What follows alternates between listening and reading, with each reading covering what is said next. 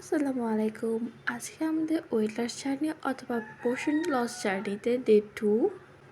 আজকে আমি রেডি করব একটা চিকপিস সালাদ। প্রথমে নিয়ে নিলাম শসা, টমেটো এবং পেঁয়াজ আর হচ্ছে লেবু। এখানে আপনি বয়েল করে রাখা মটর নিতে পারেন, তবে আমি রান্না করা মটর নিয়েছিলাম।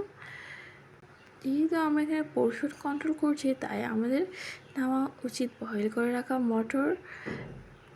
সবগুলো খুব ভালোভাবে একসাথে মেখে নেওয়ার পরে লেবু স্কুইজ করে দিলে হয়ে যাবে আমাদের চিকপিস সালাদ। এটা অনেক বেশি নিউট্রিশিয়াস একটি খাবার এবং অনেক বেশি ফুলফিলিং, যা অনেকক্ষণ পেট ভরে রাখতে সাহায্য করবে। এটা আমরা দুপুরে খাবারের পরিবর্তে খেতে পারি অথবা সন্ধ্যায় স্ন্যাক্স হিসেবে খেতে পারি। যেহেতু আমরা ফাস্টফুড আইটেম স্কিপ করে যাচ্ছি, তাহলে আমরা এটা কিন্তু খেতেই পারি।